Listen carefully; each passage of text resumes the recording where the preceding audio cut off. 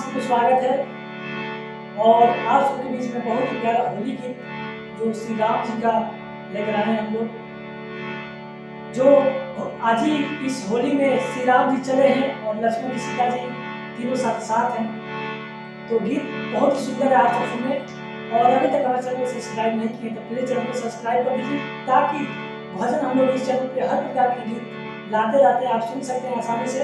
और एक छोटा सा कमेंट करके दोस्तों जरूर दिएगा आप सबको भजन ये गीत कैसा लगा है।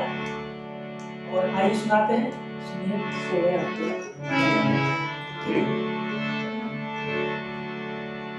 चलले बनागे ओर अवध से राम रघुरैया,